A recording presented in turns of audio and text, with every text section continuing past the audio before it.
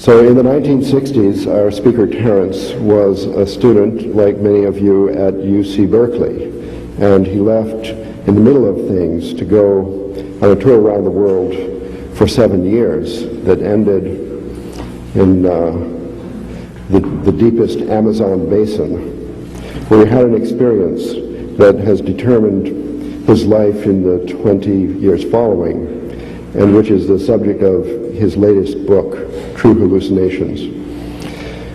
So now in this historic moment, after all this time, Terence will ascend the platform of the University of California for the first time.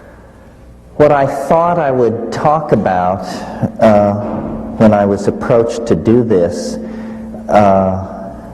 the pressure was to say something new, which is a heart-sinking pressure to a warhorse of the lecture circuit.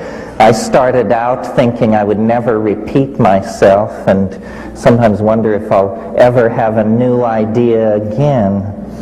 But what I wanted to talk about this evening was illusions.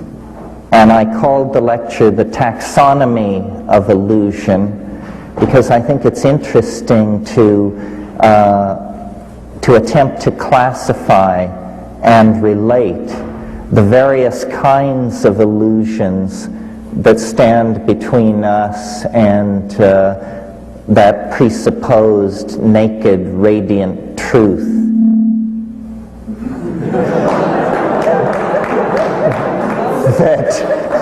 that has more or less driven the engines of Western philosophy since Plato.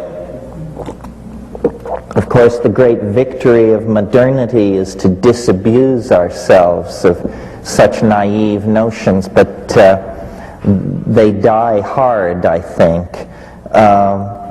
Ralph mentioned my latest book, and I don't intend to talk about the book particularly, but in the book I quote the only piece of poetry in the whole thing, not written by me.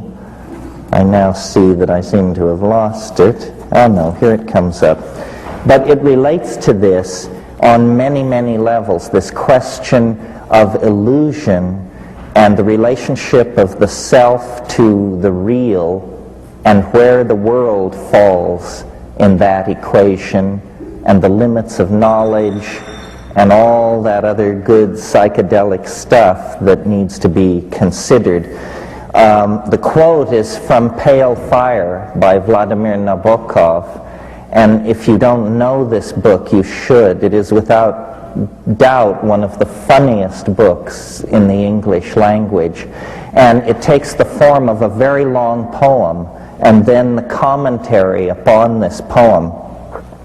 The poem is written by a character that Nabokov creates named John Shade, and the part that I want to call to your attention this evening runs like this.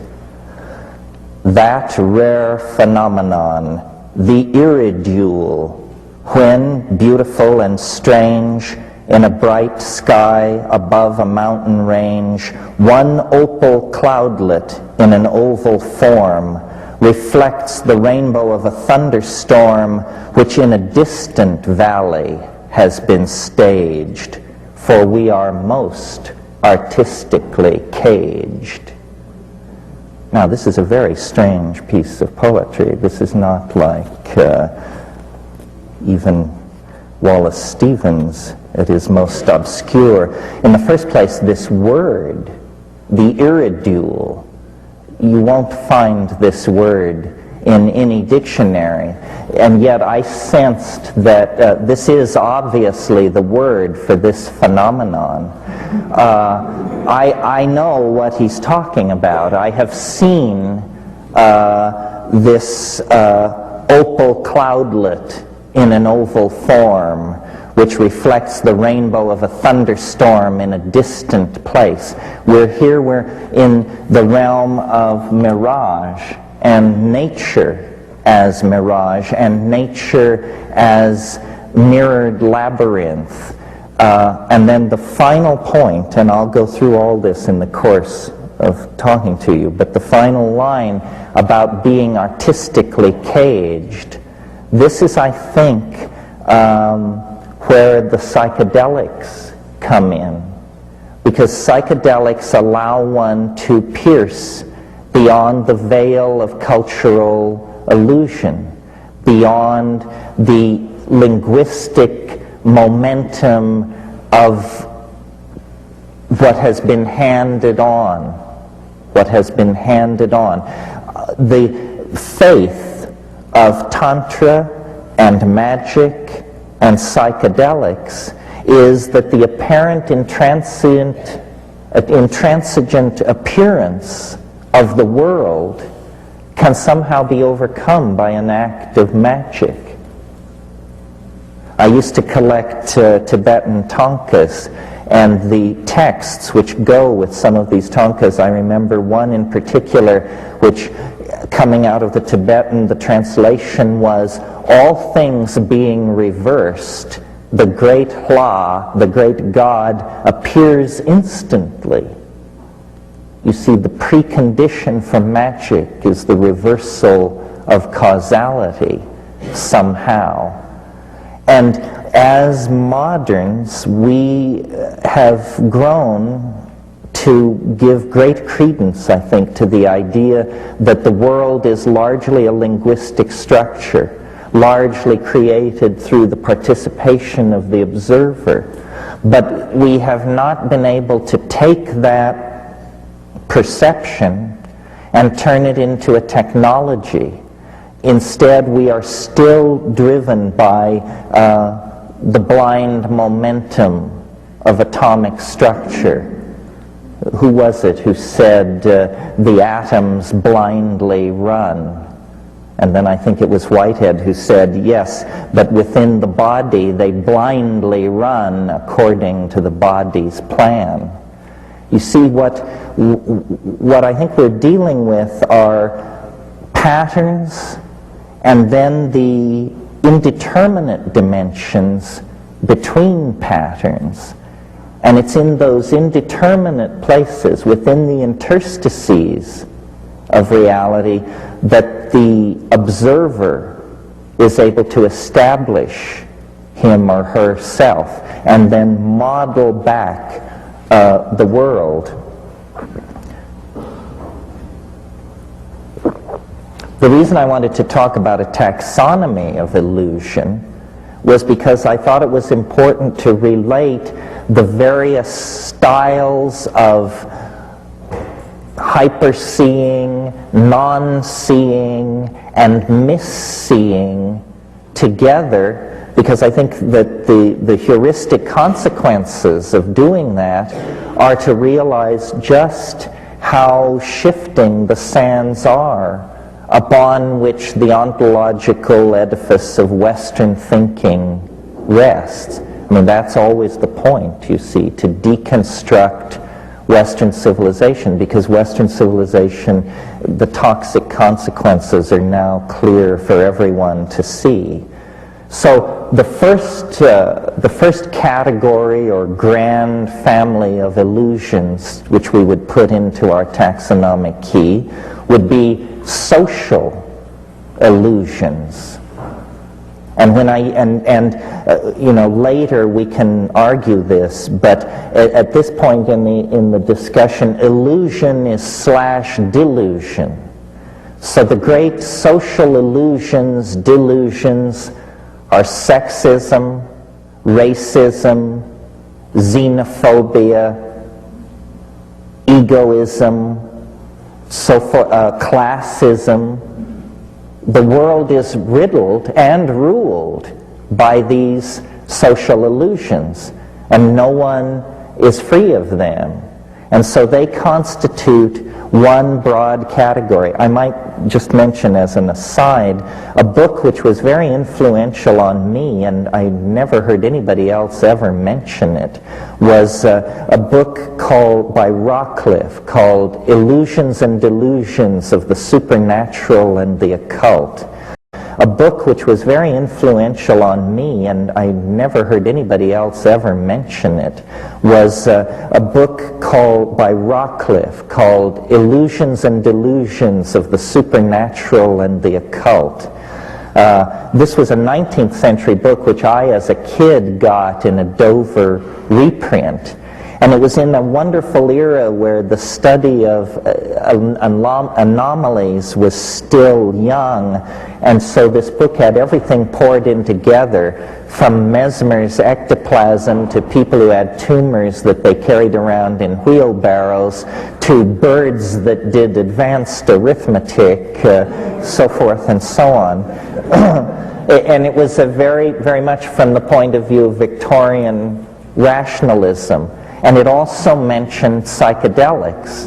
It was what it really was a category of edges, and or a catalog of edges, I'm sorry.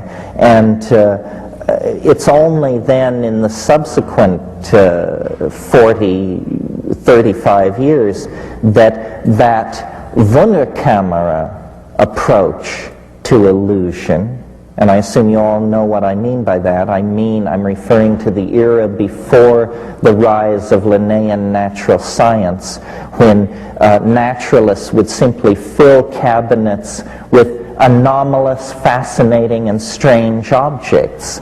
So the tarantulas might be mixed in with the chambered nautiluses, which might be stirred into the Zuni fetishes, which might be next to the something else. Then later these Wunderkameras, these curiosity cabinets, as you would call them in English, gave way to Linnaean taxonomy. In the same way, over the past 100 years, I think the study of illusion and anomaly has attempted to rationalize itself. Spatial illusions are an entirely different family of illusory phenomena, and we all have encountered at some level, I imagine, the specially constructed environments that occur in behavioral psychology labs that trick you into thinking that the person in the foreground is smaller than the person in the background, and so forth and so on. These kinds of illusions are probably fairly trivial, except that they address perception. And when we get to psychedelics as a source of illusion, this is more important. Another of the great family of illusions are, in thinking about them, I called them ontological illusions, illusions of states of being, which may or may not, in fact, be reflected in reality. UFOs, Bigfoot, crop circles, the entire panoply of poltergeist phenomena, and this sort of thing. Ontological illusions. And these are very interesting. I mean, one could give time to this alone, because there are persistent ontological illusions in the human sensorium, such as angels, elves, demons, jinns, afrits, nixies, and sprites, that crowd. And there are ontological illusions that seem somehow tied to the evolving modalities of the group mind. UFOs are an obvious example. I mean, aside from the fact that people have occasionally seen strange things in the sky, the UFO archetype really emerges in the late 40s with the Rainier lights, and then a whole set of taxonomic features of this particular brand of illusion coalesce. The silvery discs, the alien denizens with the cat eyes and the rubbery flesh, those same guys who give you unscheduled proctological examinations in the middle of the night. But notice that that particular taxonomic feature has been added recently through the assiduously careful scientific research of Strieber and company. So these things are a cattle mutilation is an interesting one, very confined in time and space. The crop circle thing similarly. It's not that there aren't crop circles, but that what we have is essentially a pattern in an English wheat field, but then radiating out from that are the illusions of those who cast their gaze upon it, those who proclaim it, telluric communication, or particle beam research carried on by the Air Force, or in one version it was supposed that a particular crop circle had been decoded, found to be a lost Sumerian language, which when decoded said basically, don't stop here. It was essentially a no parking zone for time machines. They were saying, this entire century just maintain speed and, do not stop.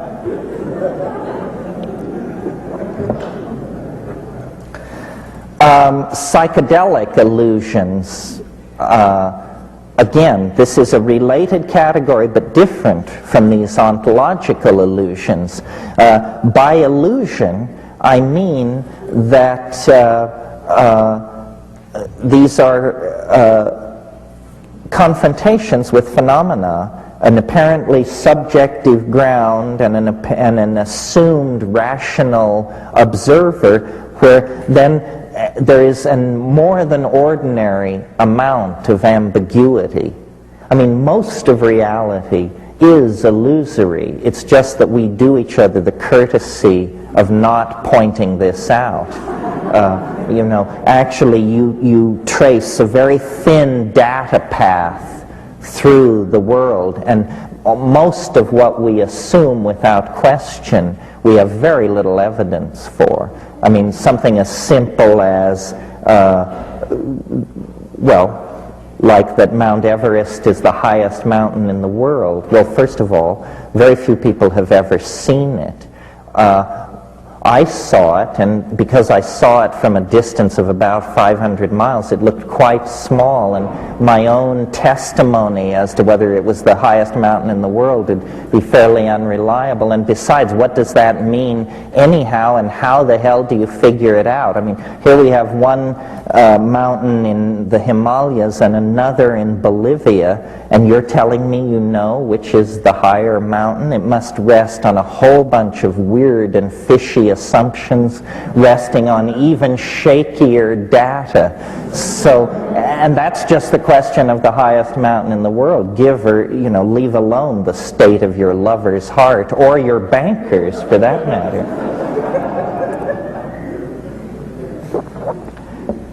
What's important about the psychedelic family of illusions is that they propel the entire issue of illusion to center stage, because they demonstrate that the assumed bedrock of quote-unquote ordinary perception is in fact no bedrock at all. It's simply a very soft dwell point somewhere in the mysteries of metabolism, and the consciousness, whatever its relationship to the brain, is spectacularly affected by the perturbation of the physical brain by endogenously introduced pseudo-neurotransmitters of some sort. And to my mind, this is very interesting. Alexander Shulgin has secured in his work that you can take a molecule that is completely inactive, and by moving one atom to a different place on the ring, you can change this into an active compound. Now, it seems to me you could hardly have a neater demonstration of the quantum mechanical foundation of consciousness. Now, it seems to me you could hardly have a neater demonstration of the quantum mechanical foundation of consciousness, because you've moved one atom and you've moved the mountains of mind 500 miles from where they were resting when last you looked. It's quite spectacular. And it argues then that mind, which, strangely enough, the materialists always claimed this. They just put different emphasis on the words. Mind is a kind of iridescence upon metabolism. For the materialists, that was a dismissal, because to them what iridescence meant was a tertiary phenomenon, not inimical to the structure of matter, but necessarily perceived only through the intercession of an observer. See, that's what iridescence is. It's somehow a more fragile part of nature than the rocks, the trees, and the waters, because it's a play between light and mind. Again, a kind of illusion, a mirage. Now, in a very different category of illusion, and this is one worth considering because it's the one we tend not to place in this category, and that is the illusion of materialism. This has broken down completely. The idea that the material world was real sustained the investigation of nature from Parmenides to the early years of the 20th century. Virtually the entire history of human engagement in the abstract intellectual modeling of matter was assumed to be pretty much as presented in perception: solid, enduring, having simple location, meaning, it stays where you put it, and when you look there again, it's there. That sort of thing. Now, one of the best kept dirty secrets of Western civilization is that the core science, which is physics, the science which was always the envy of all the other sciences for its mathematical formalism and its incredible predictive ability, because it's not unusual in physics to predict from theory an experimental result to the third or fourth decimal. This is spectacular congruence between theory and experiment. You don't get that in the social sciences, or even in physical, need I mention, even in physical chemistry. However, the investigation of matter has now been pushed to such extremes that matter has shed its easily recognized and familiar face, and it has become something much slipperier, much more dependent on the presence of the observer, much less easily located in space and time, something much more of the nature of thought than of the familiar conception of matter. This word has not reached even as far as biology yet.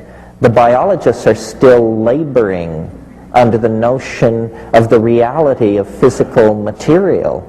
If any of you read this book that was published last year with much to do, called Consciousness Explained, actually it should have been called Consciousness Explained Away.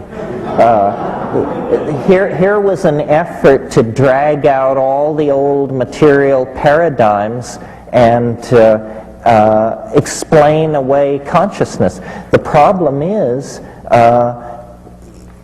matter itself has taken on the qualities of mind, And as this realization relativizes the life sciences, I think there is going to be a new interest in the potential for psychedelics to elucidate mental functioning, because what will become respectable, you see, is talk of the observer.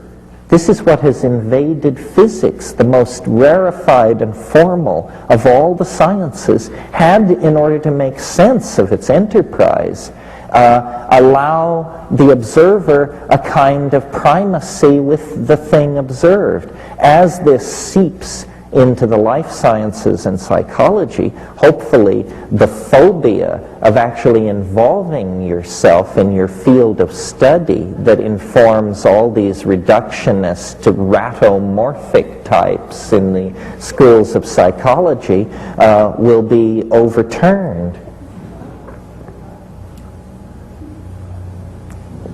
Well, having flayed that dead horse sufficiently, another category of illusion that needs to be addressed, I think, is how would one call it?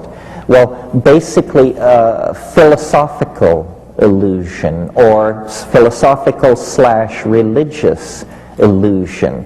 This is the idea that by a direct appeal to intuition, we can somehow gain a foothold on truth. I think this is as specious as the notion that we can gain a foothold on truth through reason or experiment. This foothold on truth idea may have to be given up. I'm sure some of you have heard me recall the situation where Wittgenstein was raving about something, and one of his students said, "But is it the truth?" And he said, "Well, it's true enough."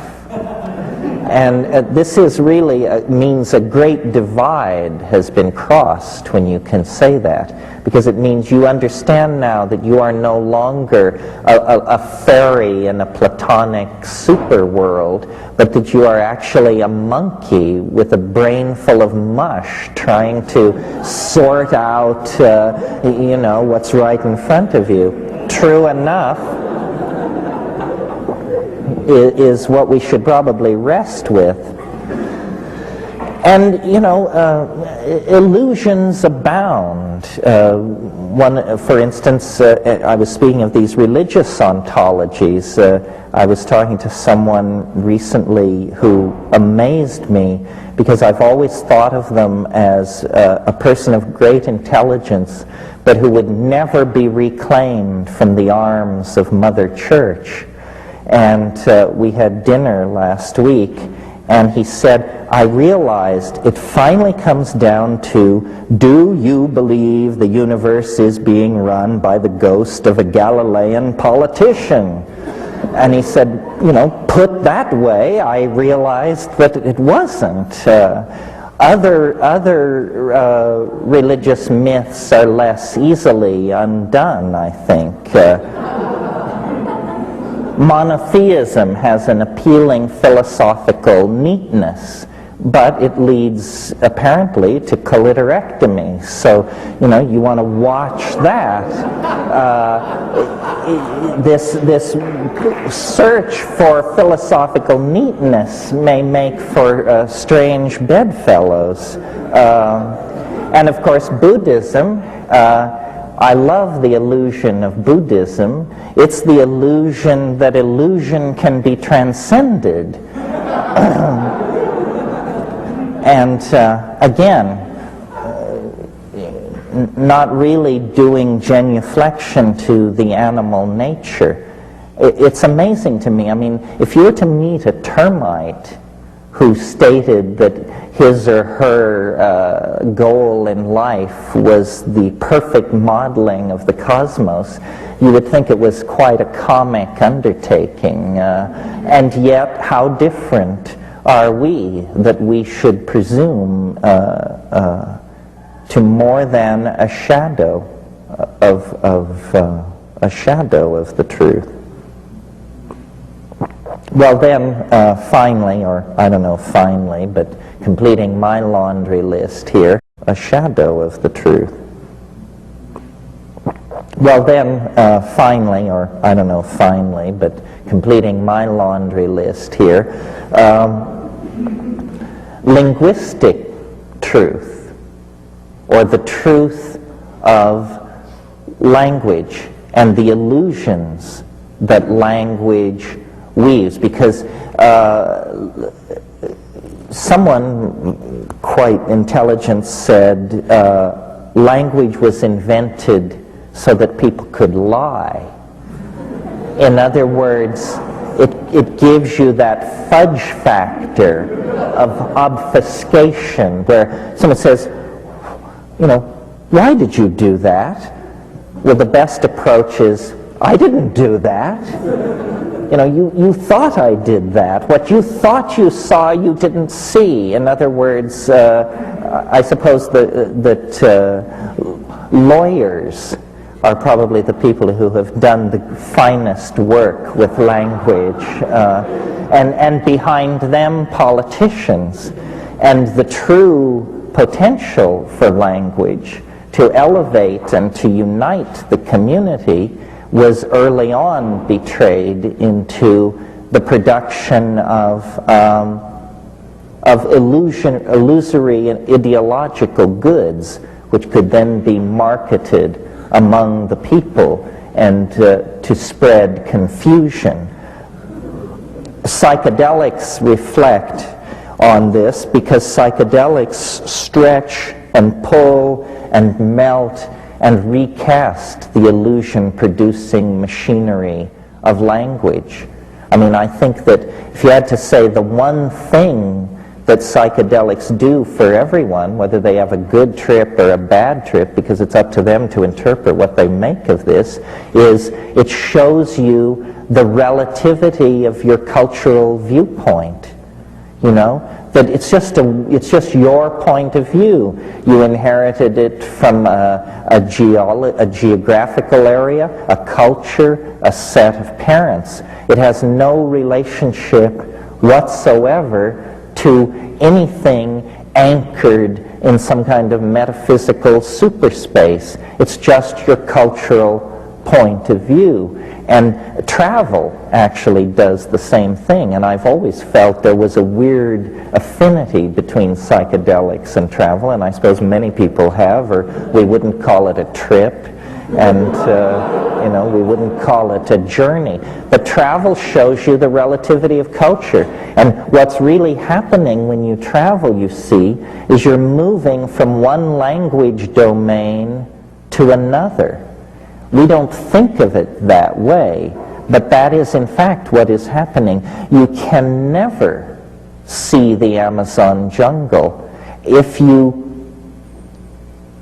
keep intact the bubble of linguistic assumptions of the place you started out from. Every place will withhold its secrets from you. I learned this in the Amazon because the first time I went, I had virtually no botany. And to me, the jungle was green. That's what it was. And it was many shades of green, and it was beautiful, and it was this and that, but it was basically green.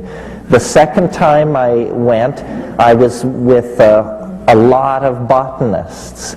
And within days, you know, you learn the families. That's how they do it. With the same taxonomy I'm here applying to illusion was really developed to describe plants and animals. So you learn the families, the plants with square stems, the plants with the opposed leaves, the plants with the particular flower structure. Once you know families, then you have a linguistic wedge in.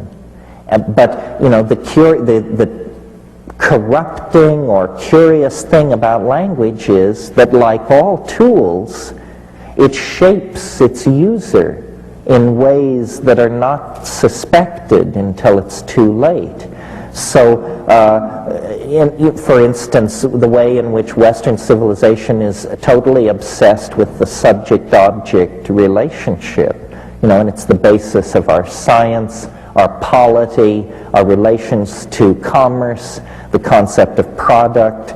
All of these things come out of the subject-object relationship, which is an aspect of language. So I point all this out because in talking about my new book, somebody said that I had gone too far. And I was amused because it implied, from what? It's not like there is a King's X where graybeards in white coats tend the sacred vestal fires of reality. There is no reality. There are only people who know this and people who don't know this and are therefore being manipulated by the people who do know it. This is true, or true enough.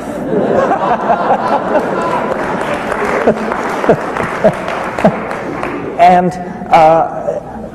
one of the things that has amazed me with my own personal career, because I started out basically shoveling snow in a cow town in Colorado, and by fate or who knows what,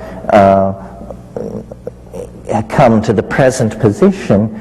And what I notice as I traverse levels on a supposed ladder of success, where you would expect there to be more and more competition and people and activity, actually it gets emptier and emptier. There is nobody minding the store, as far as I can tell. This is why I'm so unsympathetic to conspiracy theory. We could use a few conspiracies. Nobody is minding the store. Everybody is getting rich, personally rich. And so they don't have time for, to advance the Aryan race or the Council of Zion or any of this fantasy and illusion that haunts the world of conspiracy theory. Rather, it seems everything is being left pretty much to develop on its own because people are afraid to grab or touch the levers and buttons in the control room of the historical vehicle.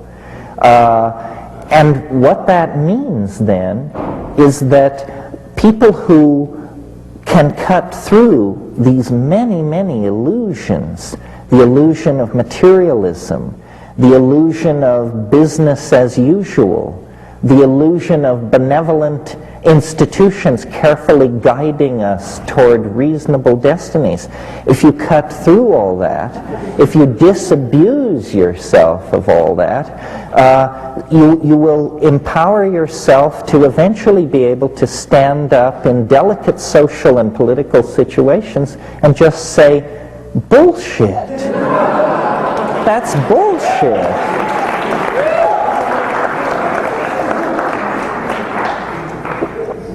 And this is worth considering doing simply because we have an imperiled planet on our hands. We have been, for a long, long time, the victims of illusion. Western civilization, Stephen Dedalus was right.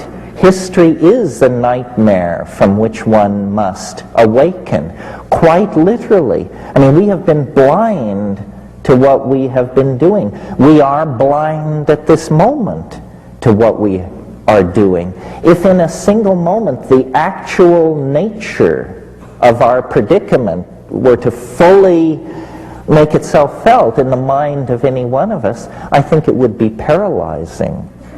It would be horrifying. We have waited till the last moment of the last hour.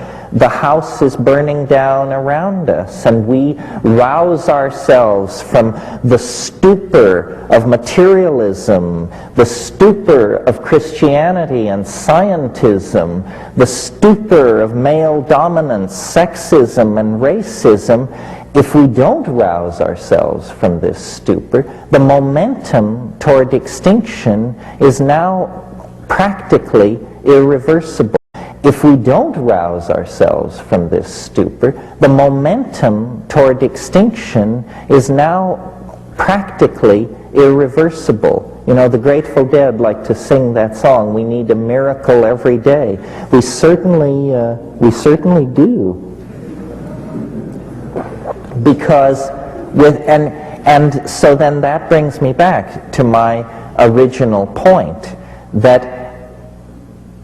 the moment that outside the then of culture lies an unmapped terra incognito, as vast as the New World was to the Old in the 15th century, as vast as outer space appears to us now.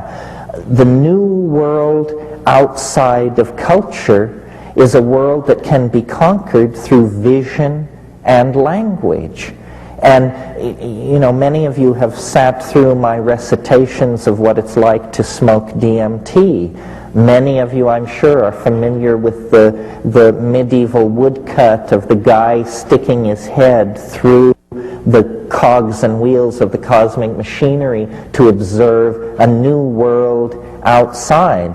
The message here is, and it's more than a message. It's a message if you just come to events like this and then go back to studying cost accounting. It's an experience, if you will, but avail yourselves of these tools. The experience is of the discovery of a new world as real as any world that we know. It's not going to come from Time magazine or the Secretary General of the United Nations or anybody like that. It isn't that the world is tired and played out and that all frontiers have been explored.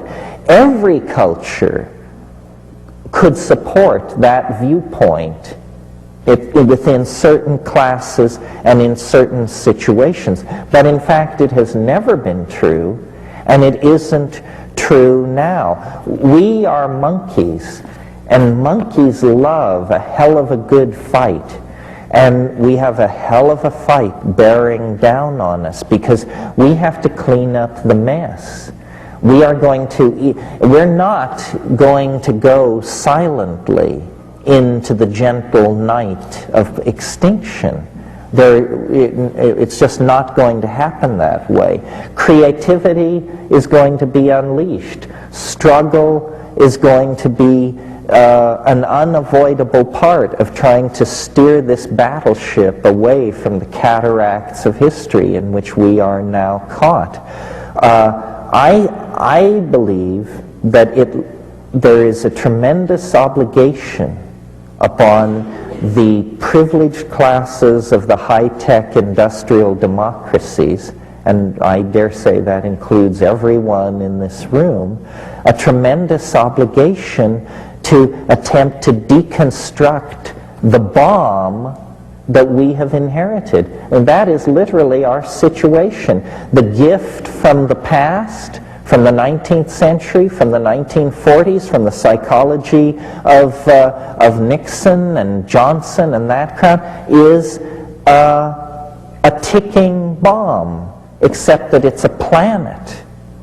And it's the greatest challenge to intelligence that intelligence has ever faced. And yet it's precisely the kind of challenge that intelligence should be able to meet, because what it requires is large-scale strategic planning, implementation of visionary responses. It is not incremental. It's sudden, complete, and dramatic. And I really believe that there will only be one chance. You know, we are circling the runway of post-history, and the engines are running low, and there is one approach, and then, you know, if you miss that approach, you're into the drink. Now we have the great good fortune to be approaching the end of a millennium. Would it be redundant to say this only happens once in 1,000 years? Yes. And it's extraordinarily fortunate. Once I was in England and I ran into somebody I hadn't seen for 20 years. And I was amazed, and I said to Rupert, how often does one get a chance to meet someone one hasn't seen for 20 years? And he said, well, I dare say, I suppose every 20 years. We can use the millennium, this apparent coincidence of our dilemma and a calendrical turning point, to create awareness of opportunity. And we can use the psychedelics to dissolve boundaries between ourselves and other people, between institutions that govern and the governed. And basically, we have to insist on the seriousness of the situation and the potential for solutions. And what it means is a much more radical break with American society than we've been willing to contemplate in the last 20 years. We went through this thing with, you know, the two-term governor of Arkansas, and it took 1.5 years to play that all out and to see what it comes to. And what it comes to is, you know, Washington is convulsed over the possibility of closing an air base near Sacramento. So how can we even conceive of this government making an impact on the real problems? It is still government by flim-flam.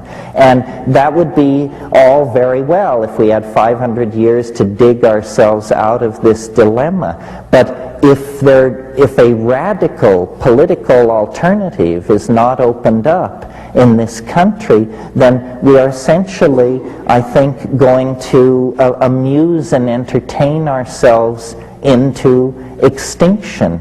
The ordinary orthodox system has failed. What Bill Clinton exists to prove, at best, is that people of goodwill make no difference in those institutions because they are compromised and corrupted from the very beginning. It's just the way it is. Those institutions are set up for business as usual. Business as usual at this point is a death sentence on the human race. What has to be done is a tribalizing of culture, an ecstaticizing of culture, a dissolving of hierarchy.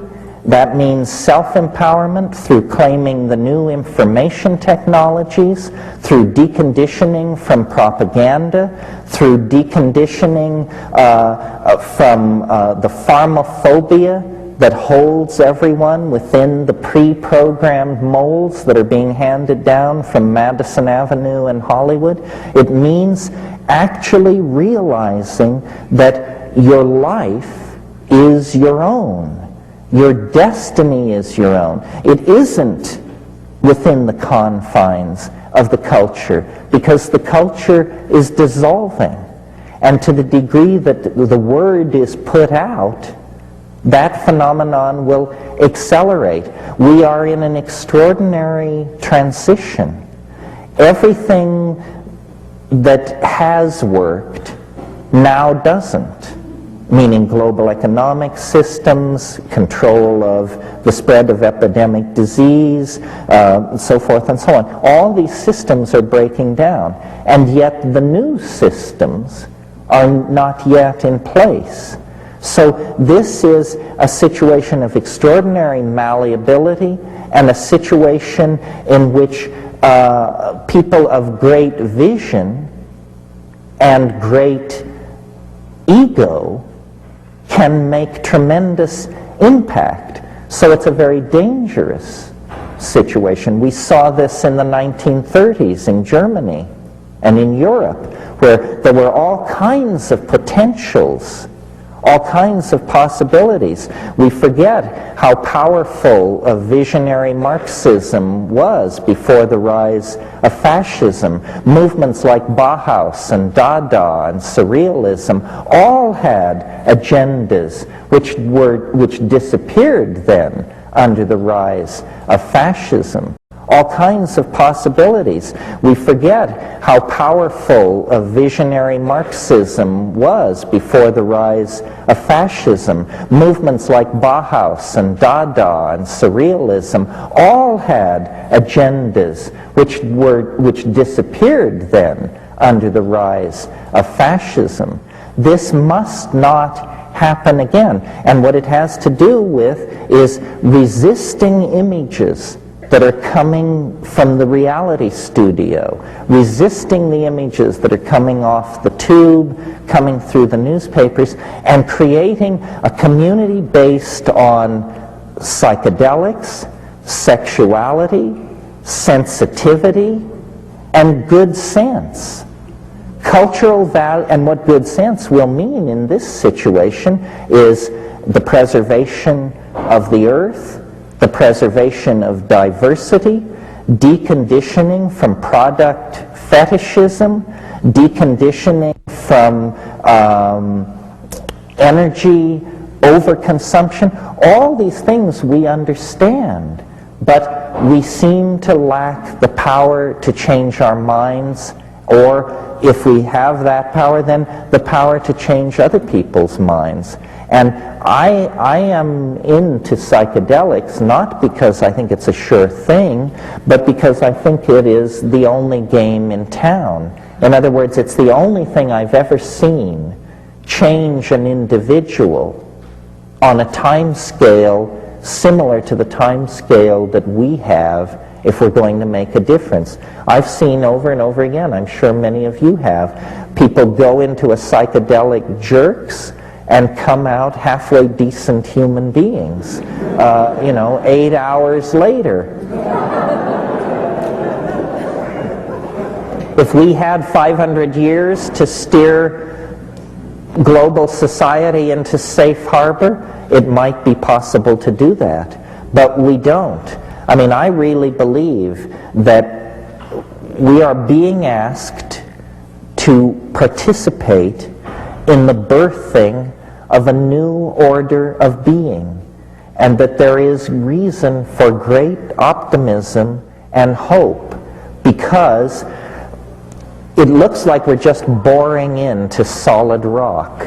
But in fact, there's somebody else boring through that solid rock, and they have triangulated our approach, and they are hurrying to meet us. I don't think we fell into this situation because of bad fate or bad destiny. This is part of the process. History is what happens when an animal species, an advanced animal, falls under the influence of a transformative attractor of some sort. History is only about 25,000 years in duration. The interesting part in the last 5,000 years, what has happened is that something confounding has entered the local situation, or was always dormant there but has stirred to wakefulness. And it is not God, not the God that in Milton's wonderful phrase hung the lamps like stars in heaven. It isn't that God. Maybe it's the God of biology, but whatever it is to us as we are to the termite. And what it is doing is it is casting an enormous transcendental shadow back through time over the epigenetic landscape of biological becoming. And in our species, for reasons mysterious to me, we mirror this thing, and it has swung our compass away from the forward flow of genetic theme and variation, and in a course orthogonal to biology, a course set on the transcendental, and it is pulling us toward it through the medium of transforming our languages, through the medium of the imagination, which is, after all, this mysterious mental domain in which we are whispered to by angels, demons, gods, ancestors, aliens, and out of that intercourse, culture, self-transforming, shedding its face every 100 years, building on novelty, is ascending toward a reaching out toward the unspeakable. This has been going on, I think, for billions of years. It has obviously and incontrovertibly been going on since the advent of consciousness in the human species. And now we're there. We're in the final domain of the confrontation with the secret. It is impossible to conceive of history going on for hundreds of years. The planet cannot sustain it. All of these social structures and institutions that we have surrounded ourselves with are obviously lifeboats. They are not made to last. They are made to carry us to a certain point in the life of the earth, and we are now there, or we are within 20, 30, 40, 50 years of confronting the transcendental object at the end of time that drew us out of the animal body. History is the proof and the shock wave of the eschaton. This is a hard thing for secular audiences to wrap their minds around because they're familiar with hearing this from rattlesnake-handling Christers. But that's simply because religion has always been the repository of the irrational intuition. It never said that the irrational intuition is ipso facto false. It becomes a travesty when hung with the trappings of dogma derived through the scholarly revelation of weasels. But the intuition is pristine, and the intuition of Islam, Judaism, Christianity, and cults innumerable is that there is a finiteness to the historical experience. And then the more staid the ontology, the further into the future they put it, so they can continue trading real estate for the next little while.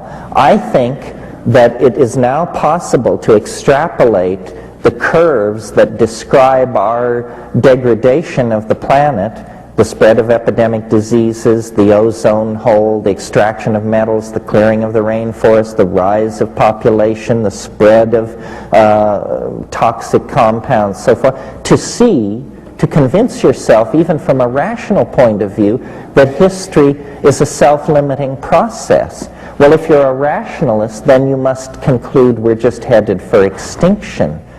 I would think then the rational response to that logical process would be to get your ass in gear and try and avert the extinction. And if you're not a rationalist, then the conclusion you draw from all that is that we are within striking distance of merging with the mysterious hyperspatial source of our intelligence, and that somehow this is a planetary birthing, something as scripted as the breakup of Pangaea or the movement of glaciers south from the pole. It's just part of the process. A culture exists to transform mind out of the domain of matter. We are rising toward the rarefaction of ourselves into the transcendental plasmate body of alchemical and Buddhist preoccupation. This is what is calling us out of matter. It's what called the monkeys out of animal organization. It's what calls technology out of the restless hands of the hominids, and it is what is calling all of us toward a kind of fusion with the community, with the psychedelic totality of the species, and with the larger Gaian totality of the planet. This is what is calling us out of matter. It's what called the monkeys out of animal organization. It's what calls technology out of the restless hands of the hominids, and it is what is calling all of us toward a kind of fusion with the community, with the psychedelic totality of the species, and with the larger Gaian totality of the planet. This is what it all went for. This is the promise and the redemption of history. Without this redemption, then history becomes the abortion that materialists fear it is. This is why the legitimate path to the transcendental, the linking of the individual with the transcendental through psychedelics, now becomes the most important political work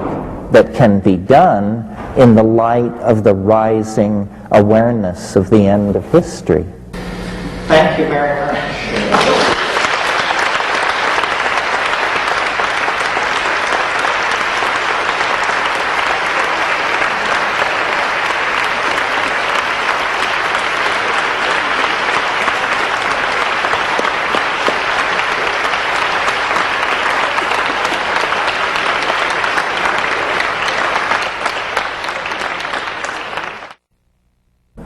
Well,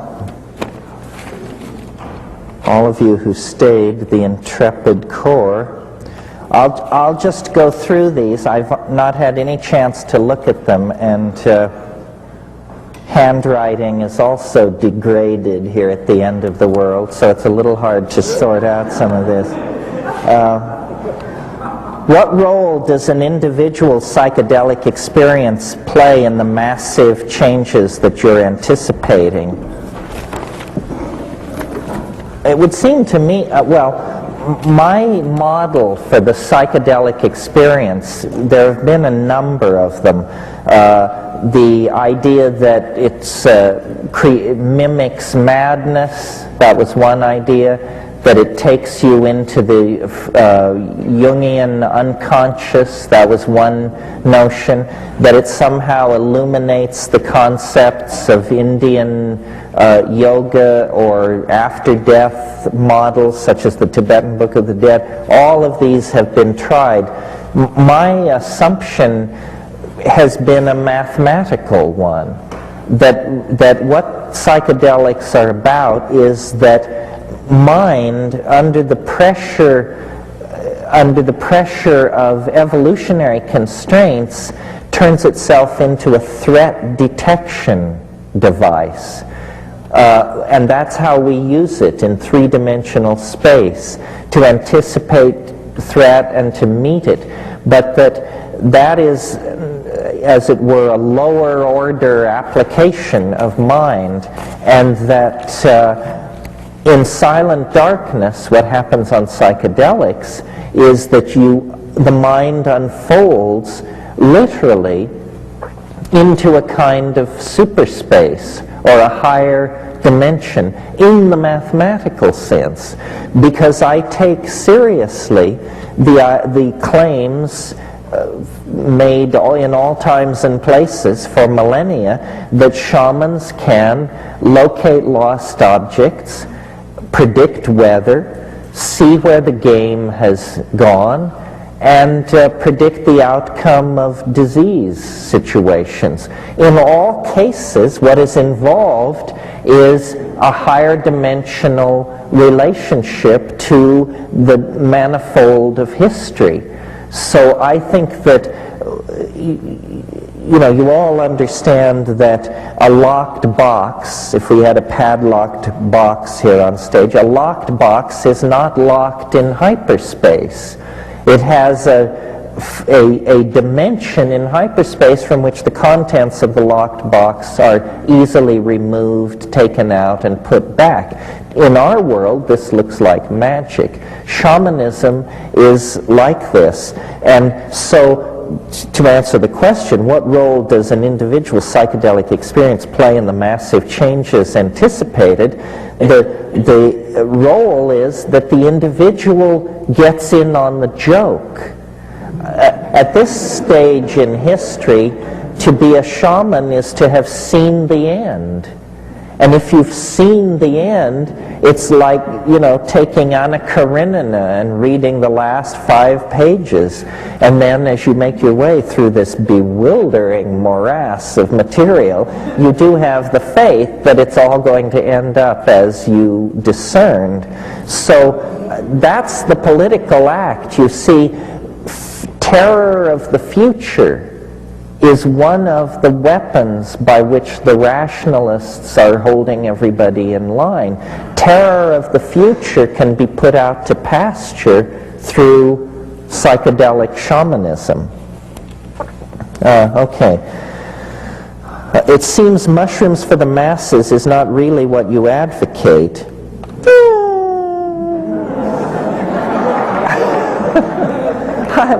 Mushrooms for the masses doesn't sound like such a terrible idea. I mean, I always equivocate by saying, you know, if your problem is maintaining boundaries, then you probably shouldn't take any psychedelics. But you can't, in a mature civilization, you know, you don't define opportunities based on what will be detrimental to a small minority. Mushrooms for the masses seems to me a fine idea. I just don't see how it can ever come about, because I believe that the society-shaping effects of these things are so powerful that they will never be tolerated.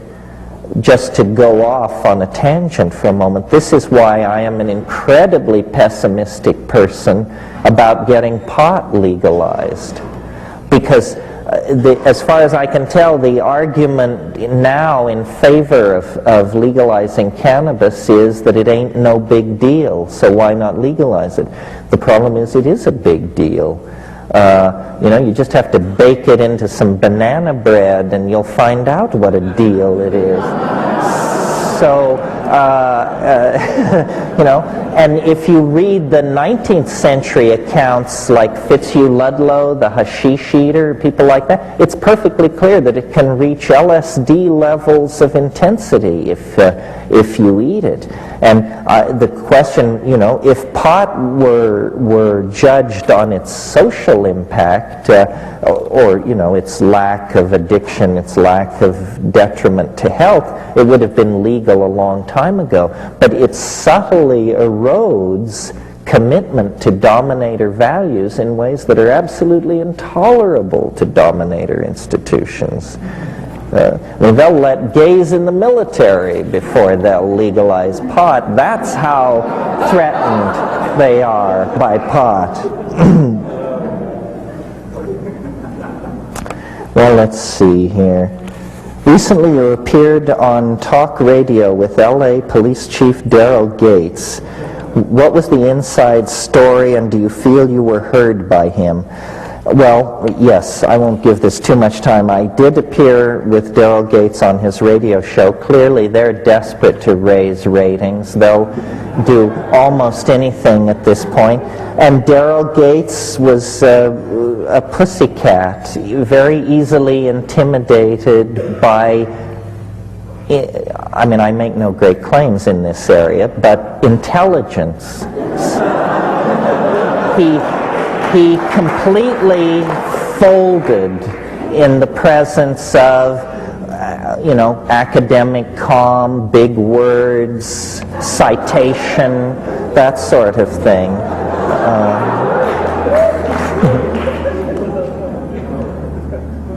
What is the difference between your vision of the end of history and the Christian belief in a Savior? This is a great question.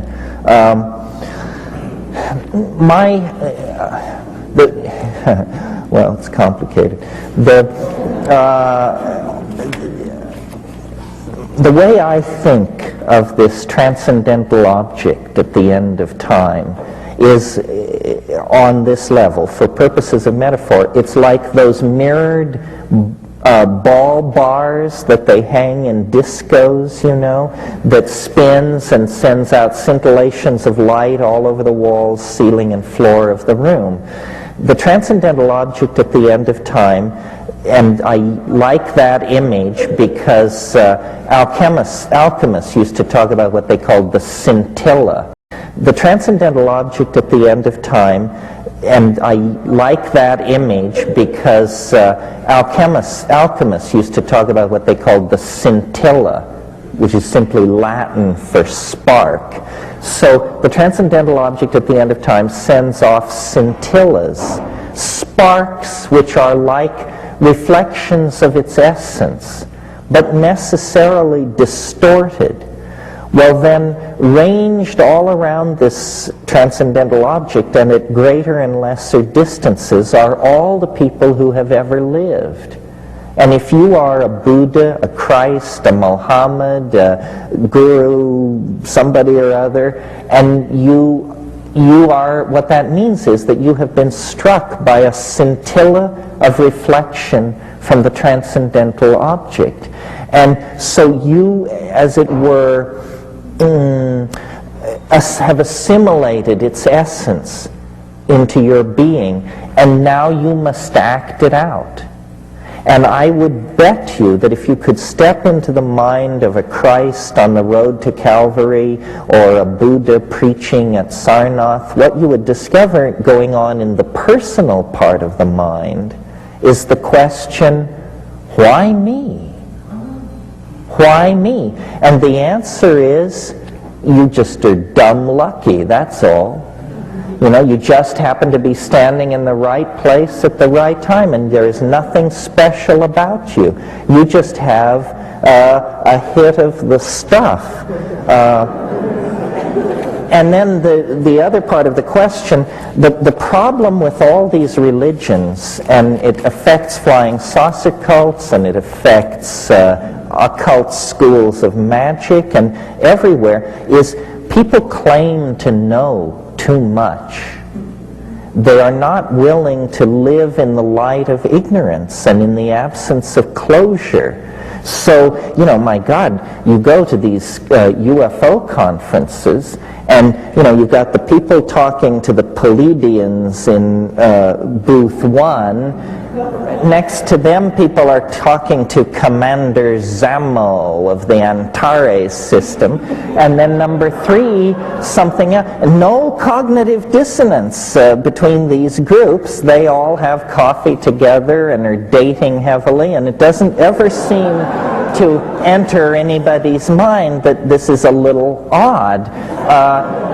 In occult stuff, you say, what's that? And they say, well, that's the 11th amethystine ray that was brought by the great white fathers of the 11th Lodge who came from the galactic center at the fall of Atlantis and established the... You say, how the hell do you know all this stuff? I mean, nobody knows anything. And Christianity, the anticipation of the end of the world and the exegesis of revelations that has been worked out based on the visions of John of Athos, it's a good try, but it's not a paint-by-number script for the unfolding of the world by any means. When the transcendental object at the end of time finally reveals its quintessence among us, all prophecies will be fulfilled. all religious ontologies will find themselves somehow vindicated and somehow humbled in the same moment, because they were, in fact, in Wordsworth's wonderful phrase, intimations of immortality. But you don't need to rely on these sanctioned intimations of immortality. You can have your own simply by taking 5 grams in silent darkness on an empty stomach after you've unplugged the phones on a Saturday night in your apartment. The real research into the nature of the eschaton is done one-on-one above 5 grams.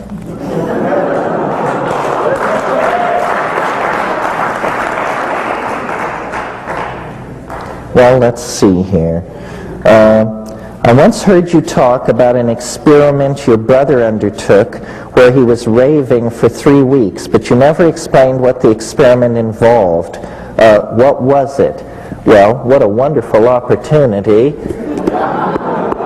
True hallucinations. I never talked about this, even often to very dear friends of mine. I mean, there are people who've known me for 20 years who I never told this story to because I think it takes as long to tell as it takes to read this book. You know that wonderful scene in Wells' Time Machine when he comes back to his gentleman's club and he says, "Gentlemen, this is no tale to be told over greasy plates." Well, similarly with this.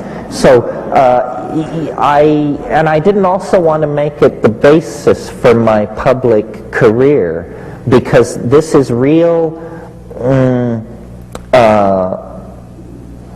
well, I almost said nutty stuff. I generally disbelieve in violations of physical law and miracles, but I did actually, in the course, I'm 46, I have seen 3 or 4 in my lifetime. And each time it's absolutely astonishing. Whole worlds of possible questions are instantly answered. And I wrote this book to inspire people to follow our method, which is our method is the rational but stoned mind in confrontation with the obscure.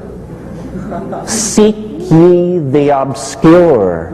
You know, if a book is not at least 100 years old, don't read it. If a country has more than 1 international airport, don't visit it. If a village has more than 1 outboard motor, don't stay. And just keep pushing and pushing and pushing, because out there at the edges are the edges. And that they're edges because nobody goes there, because the unsanctioned is hidden there.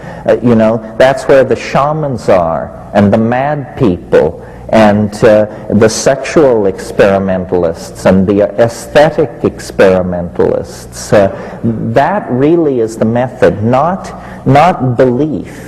Belief is a toxic and dangerous attitude toward reality, I think. After all, if it's there, it doesn't require your belief. And if it's not there, why should you believe in it? It doesn't make a whole lot of sense.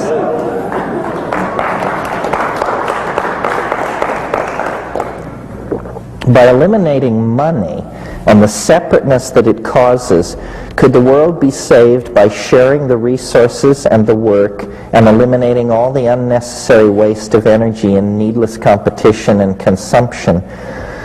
Well, I'm not sure how money could be eliminated.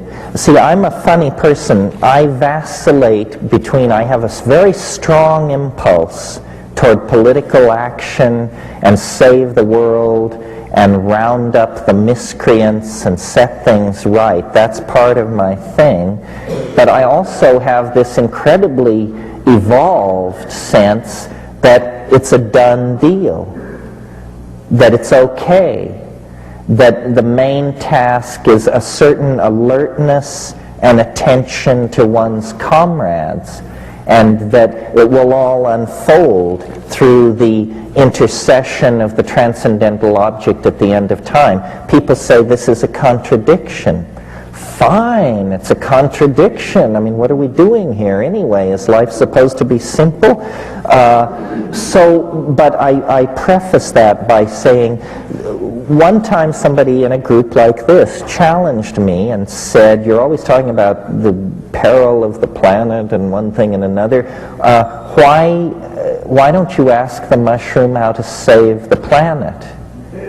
And so then I thought that was kind of a facetious and challenging thing to propose, but the next time I found myself capable of asking the question, I did. And the mushroom hesitated, and now I pass this on to you as pure fungal hearsay on the networks. I said to the mushroom, so how can we save the world? And it hesitated roughly a third of a second and said every woman should bear only one natural child. I thought about this for a long time before I ever publicly mentioned it to anyone. And I realized, you see, I think that what is destroying us are two things. I thought about this for a long time before I ever publicly mentioned it to anyone. And I realized, you see, I think that what is destroying us are two things. Number one, an uncontrolled rise in population that wipes out every good intention, every social program, every expansion of agriculture succumbs to expanded population. This is destroying us. The other thing that is destroying us is that we are not properly utilizing the intelligence, talent, and so forth of half of our population, the female half of the population. Now, people say that we must, women must be promoted to professional positions and power positions, and of course this is true, and I agree, but what is really holding women back is that they spend a staggering amount of their creative lifespan raising children. And if every woman were to bear only one natural child, the population of the planet would fall by 50% in 40 years. Without wars, epidemic diseases, it would just naturally fall in half. Now, I don't think very many people have ever considered this possibility. We tend to think that our problems are insoluble. They are not insoluble. Furthermore, it turns out, and here's news nobody likes to hear, a child born to a woman in Santa Cruz compared to a child born to a woman in Bangladesh, that child will use between 800 and 1,000 times more resources than the Bangladeshi child in its lifetime. So where do we preach population control? The third world, because that's where all the people are. But that's not the problem. People are not the problem. Incredible consumption by some people is the problem. It would be possible to imagine a world where governmental institutions or whoever's running things could go to women and say, how would you like to have vastly increased leisure time? How would you like to have an increased expendable income? And how would you like to have genuine status as a hero in the struggle to save the planet? If women were to have only one natural child, women would very naturally come into an enormous empowerment. No one, no institution could deny it to them. And interestingly enough, this is not a plan where men, who have always been the planners and the managers of plans, play much of a role at all. Well, I just pass that off in case you don't want to put your trust in the transcendental object at the end of the world. Then the most politically conscious thing, apparently from the mushroom's point of view, that you could do is encourage those kinds of policies and that kind of attitude. How many unnatural children? Are there unnatural children? Oh dear, still carrying a grudge? Leave it. Leave it to Saddam.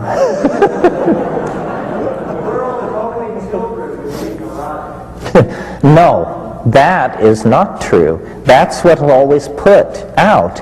The fact of the matter is, in 1800, the average American woman gave birth 13 times in the course of her lifetime. The two-child family is a genuflection to the Industrial Revolution.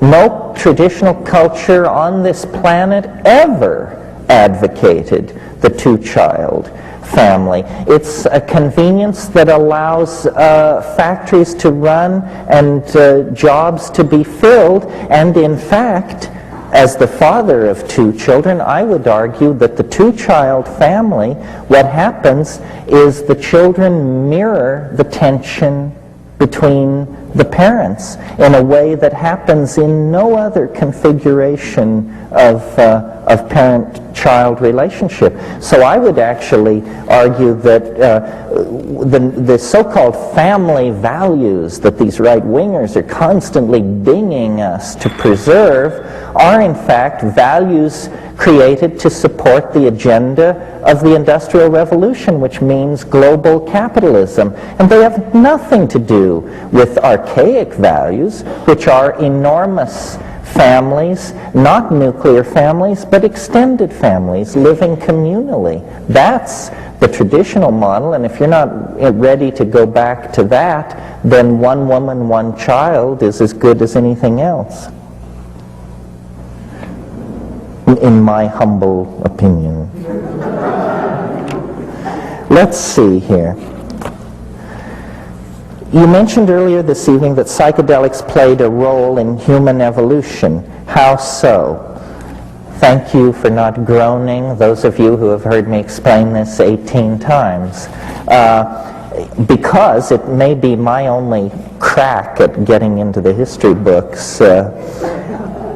It seems to me clear, well, it seems to everybody who looks at the question clear, that the theory of evolution is handed a tremendous dilemma when it comes to human evolution. A planet of groundhogs, hummingbirds, and slime molds poses no problem to Darwinian evolution as modified by molecular genetics. We pose a problem, specifically our brain, and it's doubling in size in less than 2 million years is very difficult for the theory of evolution to explain.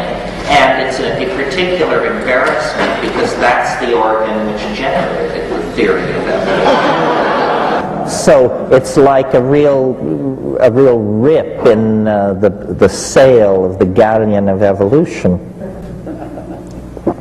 I believe, and everyone believes, that there must have been extraordinary selective pressures of a unique sort upon our early ancestors to have produced the human brain in such a short amount of time. And I think that the answer, and I don't want to go into it in detail tonight, but briefly, here's what it is. And it explains a lot about our sexuality and our politics and so forth. All primates, clear back to squirrel monkeys and like that, have what are called dominance hierarchies. We all know what this means. It means that the hard-muscled, long-fanged young males run roughshod over everybody else. The women, the children, homosexuals, the old, everybody gets their marching orders from the dominant males. This is true throughout the primates, and it is true of us as we sit here this evening. That's what's screwing up our politics and making us the situation with women and so forth and so on, and it can be argued to other social problems as well. I believe that psilocybin, because it dissolves boundaries, is uniquely positioned to mitigate against this tendency toward male dominance for a number of reasons. And when our remote ancestors moved out of the trees and into the grasslands, they encountered these mushrooms. And I think the great undiscussed frontier of evolutionary theory is the effect of mutagens in foods on human evolution. Most animals maintain a very narrow food menu to avoid contact with mutagens. When we were forced out of the arboreal canopy, we became omnivores. We came under nutritional pressure, and for a long time we were testing all kinds of foods, and that would have meant a very high rate of mutation through that period, and an acceleration in natural selection. And I think that psilocybin, because it improves visual acuity, would have given a leg up to predators and hunter-gathering proto-hominids. And so, in a sense, there was a period of time, perhaps as short as 100,000 years, perhaps as long as 1 million or more years, when male dominance in our species was suppressed chemically. When male dominance in our species was suppressed chemically by psilocybin in the diet. It was still there, hardwired in the genes, but chemically suppressed by an orgiastic religious style that had everybody taking mushrooms at the new and full moon and then having sex in a heap, basically. This made it impossible for men to trace lines of male paternity. That's a consequence of an orgiastic society. And a kind of paradise evolved.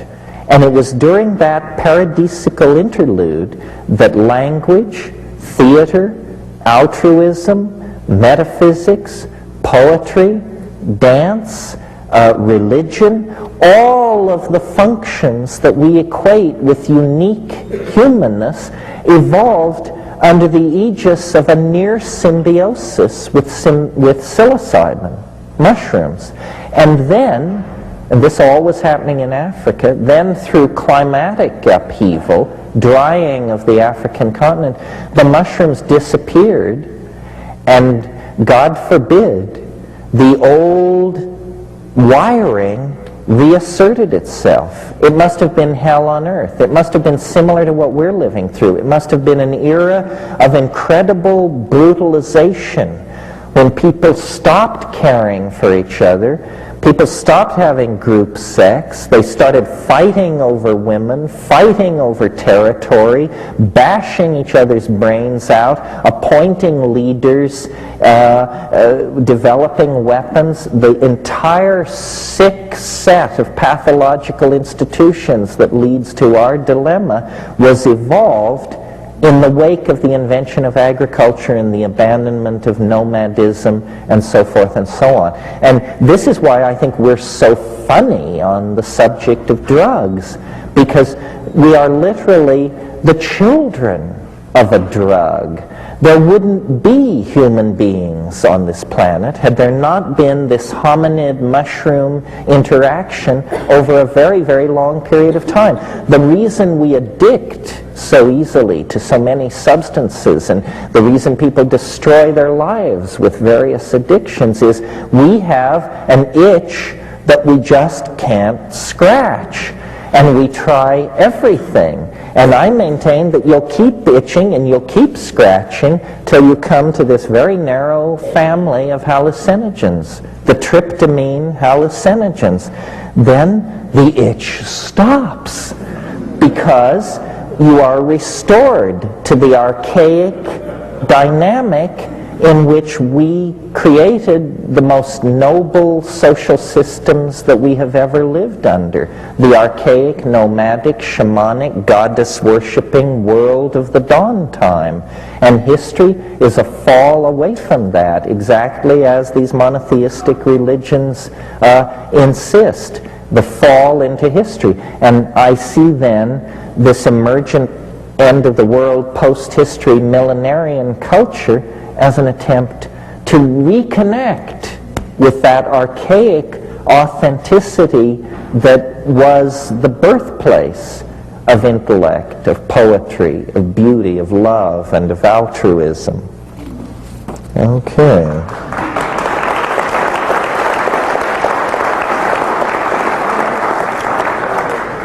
These are great questions. I wish I had more time. Here's one. Please define intelligence. Strangely enough, I was thinking about this today, as I can't even remember why, but I produced a definition. It's a kind of a cribbing from Whitehead. Whitehead defined understanding in the following way. He said, understanding is the apperception of pattern as such. That's all. For instance, in this room there are many patterns. Where the men are, where the women are. Where the over 40s are, where the under 40s are. Where the wealthy and the poor are. Each of these patterns, if you can see it, tells you more about the situation. And presumably there are an infinite number of these informative patterns. So I would define intelligence as Whitehead defined understanding. Intelligence is the apperception of pattern as such. And the more of the pattern and the more patterns that you perceive, the more intelligent you are. Of course, these patterns must actually be there. Otherwise, you're delusory. And that's a different issue. And then I'll do one more here. Oh, you don't want go fast through them.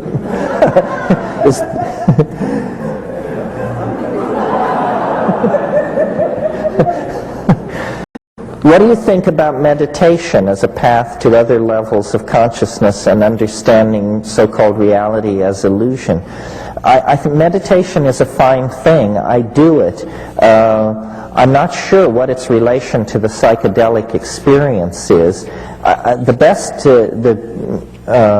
This is essentially part of a larger question, which is, can you get there on the natch?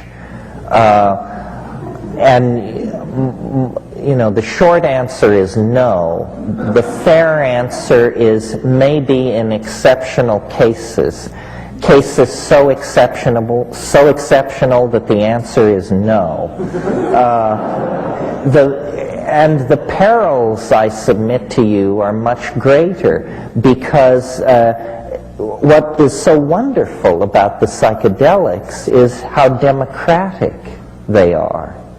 You know, you don't have to have enslaved yourself into some beady-eyed weasel and his set of precepts, dietary strictures, and mantric formulas.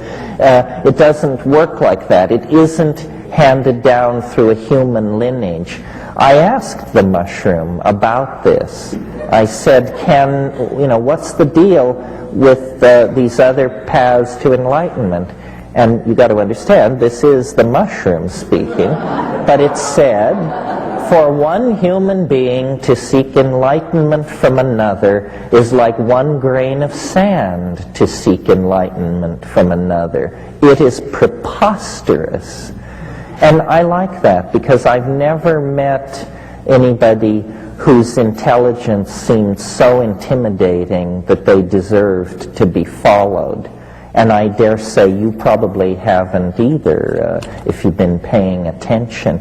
I mean, how many philandering zennies have to parade before us? How many cogupts with a Budweiser welded to their good right hand do we have to encounter before you get the message? These guys are just slime balls at worst and lost souls at best, and you're smarter than they are by an order of magnitude anyway, so why waste your time?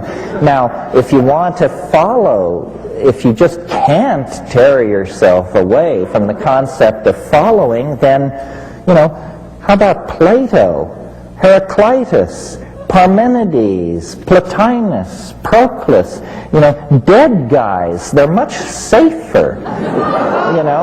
They're not going to try and climb into your wallet or some delicate portion of your anatomy.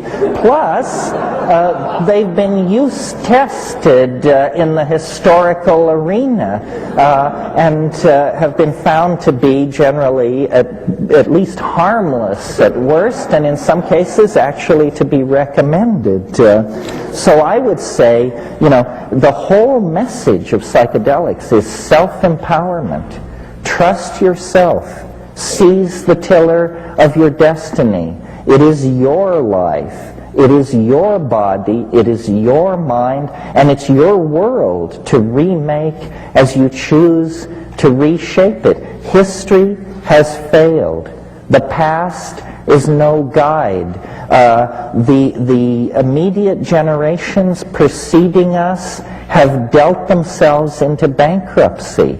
Their object fetishism, their ideological excesses, their tendency to resort to brutality in the solution of every problem has essentially ruled them out of play. They are no longer operable. And psychedelics, because they do, in fact, enhance, accelerate, and promote consciousness, must, it's not a debate, must loom large in the future history of our species. Because if consciousness is not a major part of the human future, it is not a human future. Thank you very, very much.